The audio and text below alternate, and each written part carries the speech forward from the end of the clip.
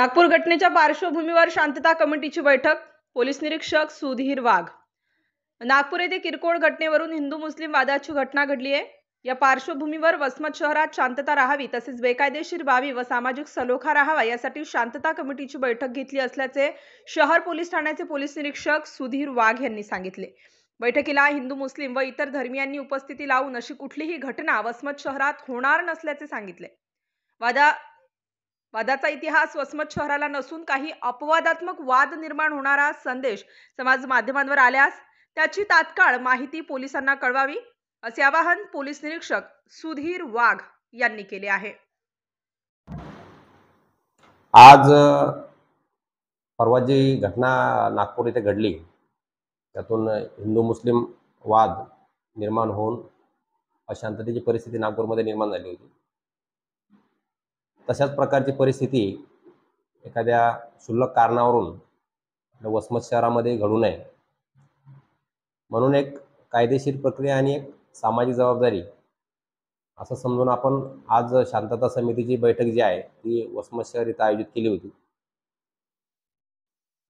बऱ्यापैकी हिंदू मुस्लिम आणि इतर धर्मीय देखील आजच्या बैठकीमध्ये सहभागी झाले होते. तर वसमत शहरातली शांतता आणि कायदा व सुव्यवस्था ही अबाधित राहावी हे आपलं प्रथम धोरण आहे आणि त्या अनुषंगाने आजच्या बैठकीचे आयोजन करण्यात आलं होतं.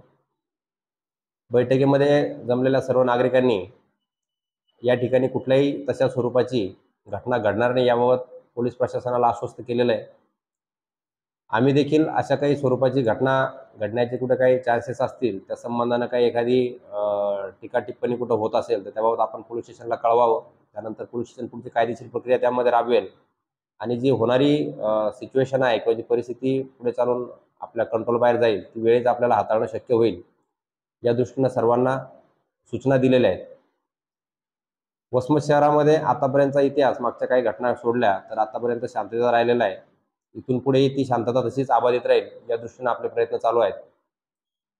आपल्या माध्यमातून माझं नागरिकांना आव्हान आहे की जर कुठेही कायदा व सुव्यवस्था निर्माण होईल अशा स्वरूपाची एखादी घटना जर घडत असेल किंवा एखादा मेसेज कुठे व्हॉट्सअपवर इतर समाज माध्यमावर जर व्हायरल होत असेल तर त्याबाबत आपण पोलीस स्टेशनला कळवावं. आम्ही त्यामध्ये जेवढं लवकर होईल तेवढं लवकर कारवाई करून ती जी घटना आहे ती आपल्याला त्या ठिकाणी थांबवण्यासाठी प्रयत्न करता येतील. नागरिकांनीही कुठल्याही अफवांवर विश्वास ठेवू नये.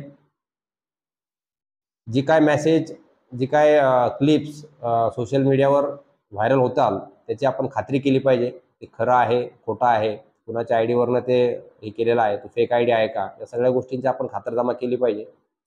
त्याबाबत रितसर पोलीस स्टेशनला येऊन आपण तक्रार नोंदवली पाहिजे. पोलीस आपल्या पद्धतीनं कायदेशीर प्रक्रिया करून त्याच्यामध्ये कारवाई करतील. त्याबद्दल मी आपल्या सर्वांना हमी देतो की त्यामध्ये शक्य तेवढ्या लवकर आपल्याला कारवाई करता येईल.